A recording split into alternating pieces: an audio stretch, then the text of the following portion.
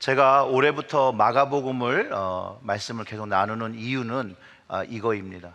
뭐냐면 정말로 예수님께서 우리에게 어떤 말씀을 하셨고 무엇을 요구하셨으며 어떻게 살라고 하신 그 말씀을 복음서에 주님이 하신 것을 가지고 우리가 살아내 보자고 하는 의미에서 계속해서 올해 초부터 마가복음을 묵상하고 중간에 이제 다른 말씀 나눌 때를 제외하고 기본적으로 마가복음 말씀을 나누려고 합니다. 오늘 말씀은 주님께서 가족에 대한 걸 가르쳐 주시는데요. 요즘 그 가족 상담하는데 굉장히 유명하신 분이 한 분 계십니다. 오은영 박사라고 아시죠? 네, 유명하죠. 그분이 가족에 대한 정의를 이렇게 하시더라고요. 가족은 첫째, 피를 나눈 사이라는 거예요. 피를 나눈 사이, 혈연. 이 피를 나눈 것이 얼마나 이게 진한지, 정말로 내 몸이 망가져서 간과 신장이 필요할 때 정말로 피를 나눈 그 가족한테 부탁할 수 있는 그런 아주 이렇게 끈끈한 그런 것이 가족이라는 거예요. 그 다음에 두 번째, 가족을 이렇게 정의하시더라고요. 같이 시간을 보내는 사람이라는 거예요. 같이 함께 먹고 함께 자고 함께 모든 것을 하는 사람, 그게 또 가족이래요. 근데 이게 같이 시간을 보내다 보니 불편할 때도 있고 좋을 때도 있고 여러 가지 모양으로 다가오게 된다는 거예요. 그렇기 때문에 그 좋은 것과 그 불편한 것과 나쁜 것들이 성장하고 발달하는데 영향을 끼치는 존재이기도 하다라고 얘기를 하더라고요. 이렇게 얘기를 하세요. 가족이라서 좋을 수가 있기도 하지만 가족이라서 힘들 때도 있다라는 거예요. 그렇다고 해서 이 혈연으로 묶인 가족이 좀 불편하다고 해서 그 관계를 끊어낼 수는 없는 것이죠. 요즘 요즘 말로 손절한다고 그러잖아요. 손절? 그런 관계가 손절하는 관계가 아니라는 거예요. 그냥 아는 사람은 안 만나면 돼요. 이야기 나누지 않으면 돼요. 불편하면. 근데 가족은 우리가 살아가면서 이 삶을 뗄래야 뗄 수 없는 그런 관계라는 거예요. 사회적인 관념도 그렇고 또 내가 태어나서 살아보니 이게 끊어질 수 있는 그런 것들이 아니라는 거예요. 그런데 사람들의 행동이나 가족들의 행동으로 인해서 내 삶이 편하고 좋아야 되는데 그 가족 때문에, 그 뗄래야 뗄 수 없는 가족 때문에 힘들고 어려울 때가 있다는 거예요. 힘들고 어려울 때가. 카톡도 아멘을 하잖아요. 까톡하고 아멘 하잖아요. 그래서 탈무드에서는 좀 멀리 해야 될 사람을 한 10유형으로 나눠서 정리한 것이 있는데 제가 좀 나눠드리겠습니다. 여기서 말하는 사람은 그냥 아는 사람일 수도 있고 가족일 수도 있고 친구일 수도 있는 겁니다. 이 멀리 할 사람을 어떤 사람으로 유형으로 구분하냐면요, 첫 번째, 내가 어려울 때 나를 외면하는 사람은 멀리 하라는 거예요. 가족이 내가 어려울 때 나를 외면하는 사람이면 멀리 하라는 거겠죠, 그것도. 근데 마음은 편하지 않아요. 그리고 두 번째, 시끄럽게 떠벌리는 사람을 또 멀리 하래요. 세 번째로는 자기 말만 하는 사람을 또 멀리 하래요. 그 다음에 존중이 없는 사람, 남을 존중할 줄 모르는 사람을 멀리 하래요. 그 다음에 감사를 표현하지 않는 사람을 또 멀리 하랍니다. 여섯 번째는 고집센 사람을 멀리 하래요. 근데 자기 주장이 강한 사람을 얘기하는 거 아니에요. 여기서 말하는 고집센 사람은요, 자기 멋대로 하려고 하는 사람, 주장과는 다른 거죠. 그 다음에 겉모습은 좋은데 내실이 없는 사람을 또 멀리 하래요. 그리고 남의 고통을 보고 즐거워하는 사람을 멀리 하래요. 그 다음에 자기 능력에 비해 거만한 사람을 또 멀리 하랍니다. 그럼 10번째 맨 마지막이 뭐냐면요, 남 욕하는 사람, 남 헐뜯는 사람을 멀리 하라고 합니다. 근데 사실 이 10가지의 패턴을 가진 사람들이요, 진짜 우리 현실의 삶을 지치게 할 때도 있고 힘들게 할 때가 있다는 거예요. 왜냐하면 우리가 정말 함께 하고 싶은 사람들은 내가 어려울 때 나를 좀 이해해주고, 나를 좀 돌봐주고, 나를 존중해주고, 내가 무언가 했을 때 그것에 감동하고 감사를 표하고 나를 칭찬하는 사람과 함께 하고 싶어 한다는 거예요. 그리고 우리의 현실 가족이 이런 부분이 채워지지 않을 때 우리는 섭섭하기도 하고 상심하기도 하고 어느 순간에 막 불편하기도 한 거예요. 그게 깊어지면 미워지기도 하는 거죠. 오늘 예수님께서 가족에 대한 개념을 새롭게 말씀하시는데 이게 좀 충격적입니다. 예수님께서 이 땅에 오셔서 하나님의 사역을 시작하십니다. 열심히 하나님 나라의 복음을 전파하셨어요. 그리고 하나님 나라를 맞이하기 위해서 사람들에게 회개하라고 말씀하셨어요. 마가복음 1장 15절의 말씀은 이렇게 얘기합니다. 이르시되 때가 찼고 하나님의 나라가 가까이 왔으니 회개하고 뭘 믿어요? 복음을 믿으라고 했어요. 복음을. 이 말씀을 하시면서 제자들을 부르시기도 하고 더러운 귀신을 들린 사람도 고치고 많은 사람들을 병에서 자유케 하는 치유함도 주셨어요. 그 사람들을 구분하면 나병 환자도 고쳐주셨고 중풍 환자도 고쳐주셨고, 예수님이 좋은 일만 하는데 예수님을 불편하는 사람들이 있었어요. 바리새인이었고 서기관들이었어요. 그리고 이들은 자꾸 예수님께 논쟁을 걸어요. 근데 그 이유가 예수님이 율법을 어겼다라는 거예요. 왜냐하면 안식일에 손 마른 자를 고쳐주시거든요. 근데 고쳐주신 건 참 좋은 일인데 예수님께서 좋은 일만 한 것 같은데 성경에서는요, 이 예수님을 보면서 죽이려는 사람들이 있었다는 거예요. 그 죽이려고 모의를 했다는 기록들이 있죠. 결국 그 사람들이 예수님을 죽이죠. 근데 이런 일들이 주님 상황 속에서 막 일어나고 있었던 거예요. 근데 마가복음 3장 21절의 말씀을 읽어보면 예수의 친족들이 듣고 그를 붙들러 나오니 이는 그가 뭐 해서요? 미쳤다 함일러라 라고 기록하고 있다는 거예요. 상황적으로 예수님 막 죽이려고 모의하는 사람들도 있었고 그 사람들이 예루살렘에서 온 서기관이었죠. 예수님을 막 모함해서 예수님이 뭐 바알세불의 그 귀신의 왕의 힘으로 귀신을 쫓는다고 말하니까 예수님이 또 이렇게 말씀하셨잖아요. 성령 모독하는 거에 대한 것을 가르쳐줘요. 그리고 성령을 모독할 때에 영원히 사함을 받지 못한다라고 하니까 예수님은 그냥 귀신 들린 사람 취급하고 있었다는 거예요. 그런데 이런 상황에서 찾아온 가족이 예수님이 무엇인가 하시는 길을 보려고 한 것이 아니라 그 사람들의 말을 듣고 미쳤다는 말을 듣고 붙잡으러 왔다라는 거예요. 그리고 다시 찾아온 가족들한테 주님이 이렇게 말씀해 주시는데 이게 좀 우리에게 샤킹하다는 거예요. 놀라게 한다는 거예요. 우리가 알고 있는 가족의 정의를 바꾸고 새로운 가족의 개념을 선포하셨다는 거예요. 무리들이 예수님의 가족들이 주님을 찾는다고 이야기를 듣고서 답하신 말이 오늘 우리가 이 말씀을 듣고 그분이 하신 말씀의 참뜻이 무엇인지 의미하고 있는지를 계속 생각나게 한다는 거예요. 여러분과 제가 똑같이 느끼듯이 놀랍게도 예수님께서는 찾아온 가족을 향해서 누가 내 어머니며 동생들이라고 하면서 손을 이렇게 좀 거신 거죠. 혈연의 가족이 주님의 가족이 아니라 하나님의 뜻을 행하는 자가 주님의 형제고 주님의 모친이 된다라고 말씀하셨다라는 거예요. 본문을 다시 한번 같이 읽어볼까요? 그때 예수의 어머니와 동생들이 와서 밖에 서서 사람들을 보내어 예수를 부르니 나오라고 한 거죠. 무리가 예수를 둘러 앉았다가 여짜오되 보소서 당신의 어머니와 동생들과 누이들이 밖에서 찾나이다. 대답하시되 누가 내 어머니며 동생들이냐 하시고 둘러 앉은 자들을 보시며 이르시되 내 어머니와 내 동생들을 보라.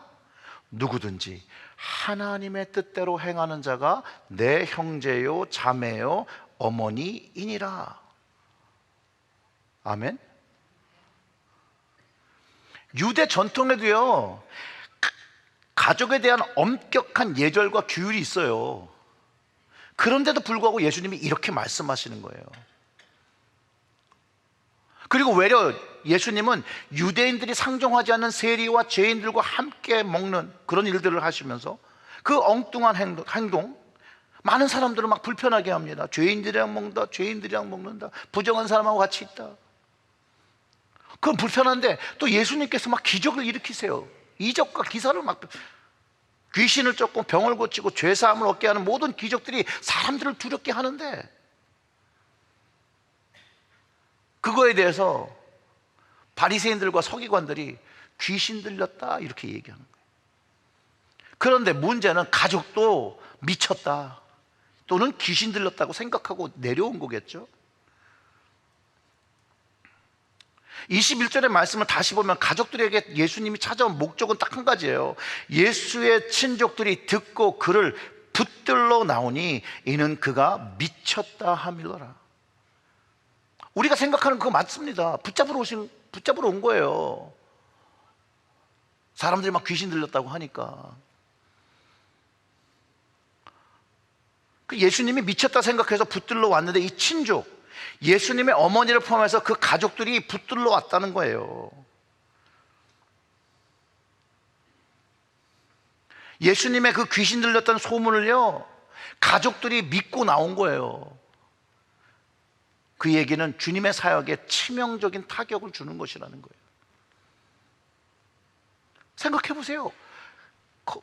그런 막 소문이 무성한데 가족들이, 친족들이, 어머니가 와서 미쳤다고 생각하고 붙잡으려 간다면 하나님의 나라의 사역을 하고 있던 예수님, 그 하나님의 사역을 방해하는 거라는 거예요. 예수님은 방해를 받았다는 거예요.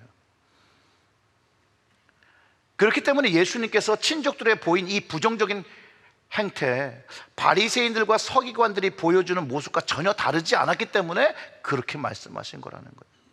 예수님은 자기의 사역을 전혀 이해하지 못하는 이들이 친족이든 아니든 하나님의 영적 가족이 될 수 없다라고 선포하고 계시다라는 거예요. 많은 성경학자들이 예수님이 그 친족, 부모, 형제의 혈연적 관계를 부정한 것이 아니라 하나님 나라의 가족이 되기 위한 조건을 가르쳐 주신 거라고 합니다. 맞습니다. 그런데 혈연적인 가족도 예수님의 방해가 된다, 하나님 사역에 방해가 된다라고 예수님께서 말씀하고 계시다라는 거예요. 근데 예수님이 여기에만 그렇게 말씀하신 게 아니라요, 예수님은 마지막 때가 될 때 그 혈연의 가족들이 이렇게 할 거라고 예언을 하십니다. 마가복음 13장 12절과 13절을 읽어보면 이래요. 장차 형제가 형제를, 아버지가 자식을 죽는 데에 내주며 자식들이 부모를 대적하여 죽게 하리라. 또 너희가 내 이름으로 말미암아 모든 사람에게 미움을 받을 것이나 끝까지 견디는 자는 구원을 얻으리라. 아멘. 근데 이 말씀이 여러분, 공간복음 그 세 복음서에 모두 기록하고 있는 내용입니다. 하나님과 주님을 믿고 그 믿음을 지키고 살 때 주님의 이름으로 인하여 미움을 받을 때가 있는데, 그 미움을 친족으로부터 받는다는 거예요. 친족으로부터. 그런데 상심하지 말고 끝까지 견디래요. 그러면 구원을 얻는다라고 말씀하셨습니다.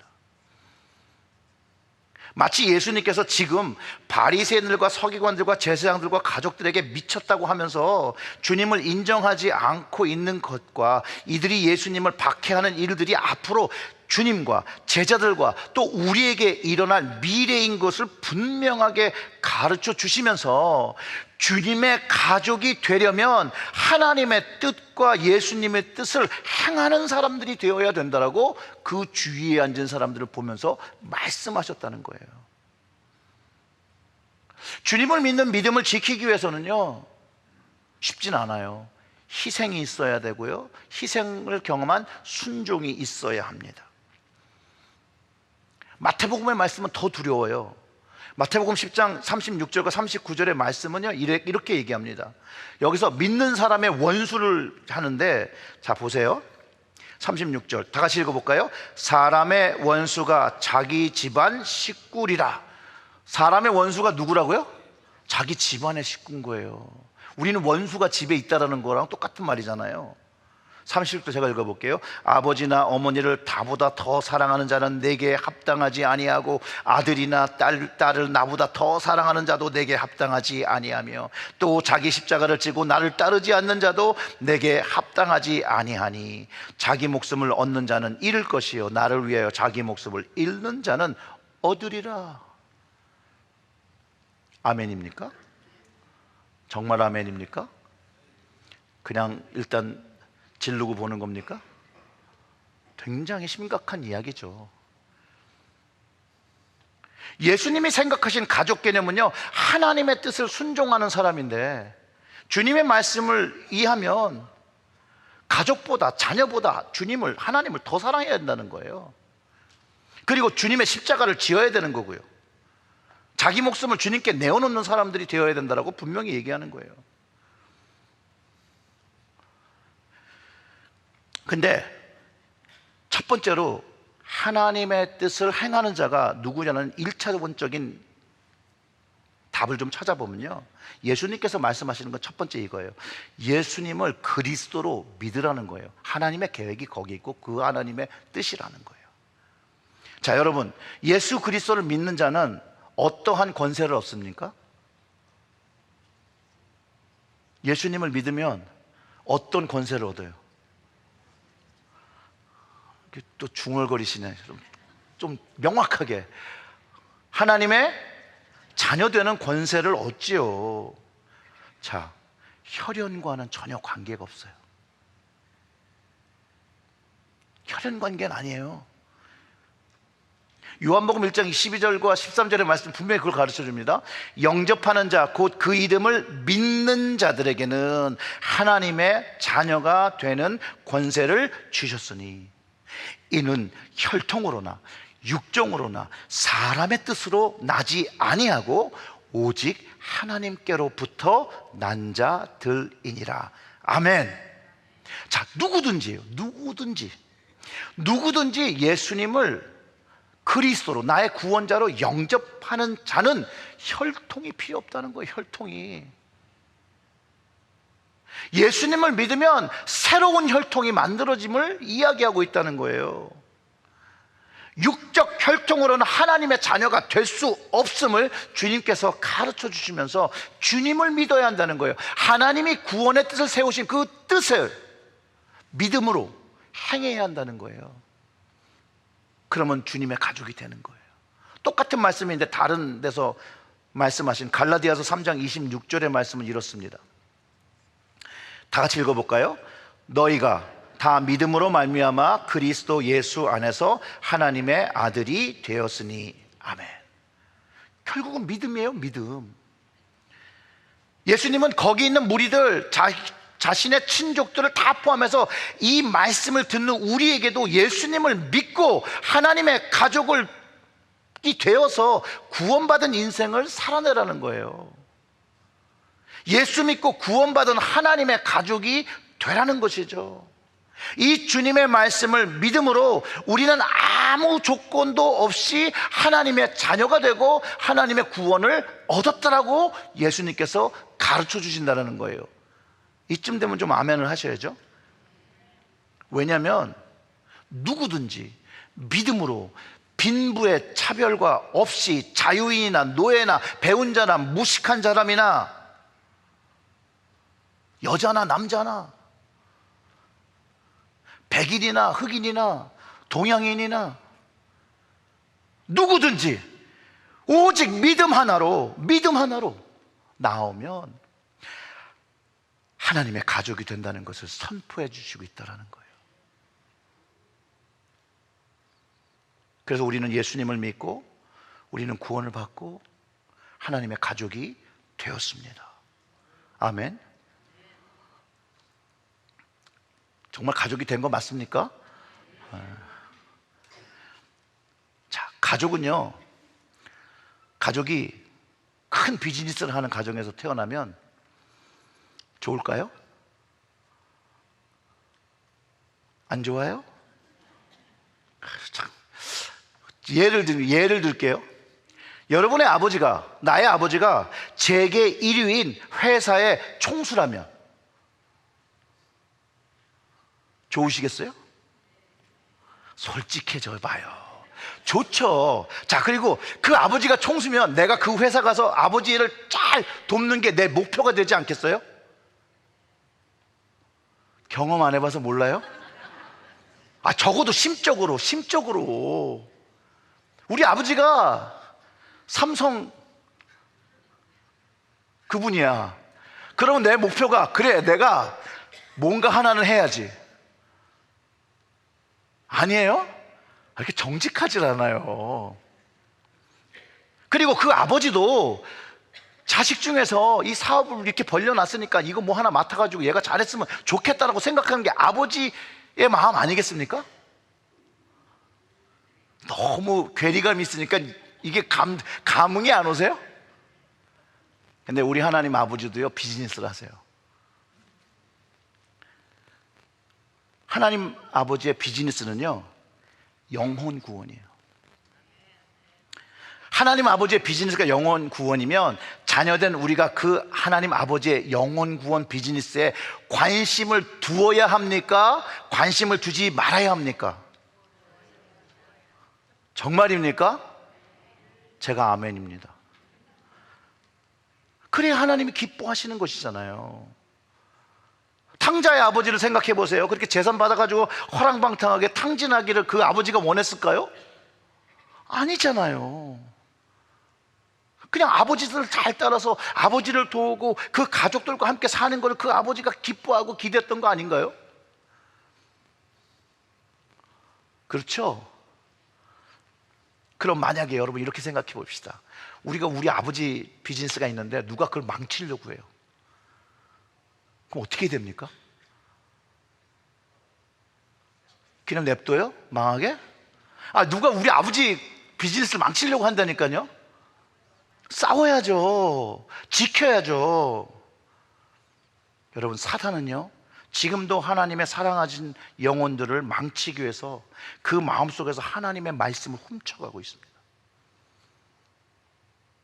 우리의 마음속에서 그 말씀을 훔쳐가고 있다니까요. 그 훔치기 위해서 주변 환경과 사람들을 이용해서 우리가 하나님께 순종하지 못하고 하나님의 뜻을 잘 하지 못하도록 미혹하고 영향력을 끼치고 있다니까요. 이건 악영향이죠. 악영향을 끼치고 있다라는 거예요. 그런데 하나님 말씀은요, 오늘도 우리에게 주어진다는 거예요. 오늘도 우리에게 주어져요. 그 말씀으로 우리가 가지면 우리의 믿음이 자라나는 거죠. 그 마음속에 뿌려진 그 말씀, 우리가 잘 자라지 못하도록 사단이 자꾸 환경과 사람들을 통해서 오늘도 훔쳐가고 있어요. 여러분, 훔쳐가는 사람을 뭐라고 부르죠? 뭐라고요? 무슨 도둑을 그렇게 존칭을 합니까? 도둑놈!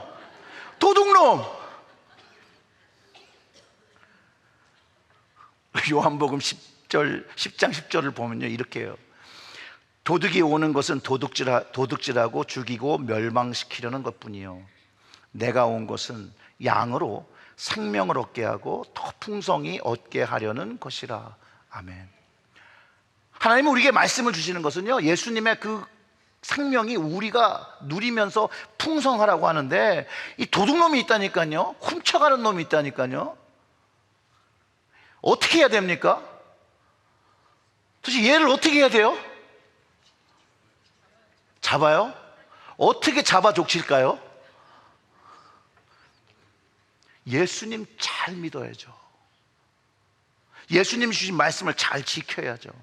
그럼 생명이 있죠. 그 생명을 가지고 하나님 말씀에 순종하면 된다는 거예요. 그런데 아까 제가 말씀드린 이 사탄들이 주변에 있는 사람들을 이용해서 우리를 못하게 한다는 거예요. 그 얘기는 하나님의 말씀을 순종하고 행하기 위해서 장애가 되는 사람들을 정리해야 된다는 거예요. 그 환경을 정리해야 한다는 거예요. 사람들을 정리해야 된다는 거예요. 바로 예수님께서 그 친족들에게 그 선을 그으셨던 이유라는 거예요. 하나님께 순종하는 것을 방해하는 사람들, 그들의 말, 그들의 생각을 더 이상 갖지 않도록, 그것 때문에 내가 고민하지 않도록, 그것 때문에 내가 막 주에 나왔다 해서 정말로 막 기빨리지 않도록 관계의 선을 그어야 한다는 거예요. 그리고 뭘 했냐? 우리의 모든 신경과 모든 생각을 주님의 말씀에 맞추는 거예요. 그리고 그 말씀을 순종하면 우리는 사탄의 유혹에서 승리하게 된다라는 거예요. 아멘. 그런데 원수는 누구예요? 원수는 누구였어요 아까? 가족이라. 그러니까 가족을 잘 다스려야 되는 거예요. 나를 열받게 하는 사람이 누군지, 가족이 원수인 거예요? 그렇다고 가족을 손절하면 안 돼요. 말씀으로 선을 그으라는 거예요. 말씀으로. 그럼 사단의 유혹을 이기는 거예요. 기도로 참아내는 거예요. 말씀으로 참아내는 거예요. 저 화상이라고 하지 마시고 기도하는 거예요. 하나님 주여. 남자들이 잘 못하니까 남편을 바꿔주십시오 이렇게 기도해야죠. 그 후에 어떻게 되느냐? 하나님의 목적을 보셔야죠. 하나님의 목표를. 하나님의 목표가, 그 뜻이 내 비전이 되고 나와 같고 그것에 순종하면 절대로 사단은 틈을 타지 못합니다. 우리가 틈을 주니까 틈을 타는 거예요. 우리의 시선이요, 주님만 바라보고 있으면요, 그분의 음성에 우리의 귀가 맞춰져 있으면요, 사단은 어찌하지 못해요. 그리고 변화하죠. 이전에는 나만 위해서 살았어요. 내 영광을 위해 살았어요. 근데 이제 주님의 영광을 위해서 하는 거예요. 주님을 위해서 뭔가 하기 시작하는 거예요. 예전에는 땅에다가 보물을 쌓았는데 이제 주님을 믿는 자로 하늘에 쌓으려고 한다는 거예요. 예전에는 땅만 보고 살았어요. 그런데 주님을 믿고 남부터는 하늘을 보고 사는 거예요. 이전에는 어둠이었는데 지금은 빛의 모습을 가지고 있다라는 거예요. 이 모든 것이 하나님의 말씀 뜻대로 행하는 자들이 누리는 축복이라는 거예요. 오늘 이 말씀을 통해서 여러분들 정직한 질문들을 해보시기 바랍니다. 나는 정말 하나님의 영적 자녀가 되었고 그 영적 자녀로 하나님 말씀을 행하고 살아가고 있는가? 만약 그 주님과의 관계가 온전하게 정립되지 않았으면 아무리 예수님의 이름을 부르고 또 불러도 교회 자리에 앉아 있더라도 하나님의 가족이 아직 안 된 거거든요. 가족이 아니라고 주님께서 분명히 가르쳐 주셨다는 거예요. 물론 외형적인 모습은 교회 다니는 사람, 그리스도인의 모습을 분명히 가질 수 있어요. 그런데 그 내면이 정말 예수님을 진실로 믿고 있는지, 그것이 내가 주님의 가족 되게 하는 건데, 그 내면을 여러분 확인해 보시기를 부탁을 드립니다. 저는 모르죠, 여러분의 내면을. 옆에 앉아 계신 분도 모르죠. 그렇지만 하나님은 아시지 않겠습니까? 주님은 아시지 않겠습니까? 자, 지난 부흥에 이성철 목사님이 교우들에게 말씀을 전하기 위해서 말씀을 안 들으면 본인이 아양이라도 펴서라도 말씀을 듣게 한다는 거에 제가 좀 충격을 먹었습니다. 나도 그럼 좀 아양을 떨어야 되나 보다. 제가 오늘 아침에 하나님께서 일찍 깨워주셨어요. 보통 주일날은 보통 때보다 좀 더 자려고 노력하는데 일찍 일어났어요. 4시 15분인가 깼어요. 그리고선 오늘 설교할 말씀을 좀 보고 기도하고 있었는데 교회 오고 싶은 거예요. 갑자기 껌껌한데 또 왜 하나님께서 나를 교회로 부르시나. 그리고 와서 여기 와서 이제 무릎 꿇고 기도하고 있는데 한 6시 45분 됐더니 누군가 이렇게 들어오시더라고요. 그 불을 켜요. 그리고 또 제가 있는 걸 보더니 또 불을 꺼요. 앞불싼 거죠 갑자기. 그러더니만 일부 성가대 사람들이 막 모여와요. 시꺼먼데. 뭐 다음 주부터는 이제 우리가 서머타임 해제되니까 이제 밝은 때 오시게 되겠지만, 그래서 주님께서 제가 그걸 보기를 원하셨나 봐요. 너무 감사하더라고요. 기도하면서 하나님 저를 왜 오늘 이 자리로 부르셨습니까? 보니까 또 사람들이 막 와요. 7시 대중 되니까 예배를 돕기 위해서. 하나님께서 세우신 사람들이 우리 교회에 이렇게 많구나.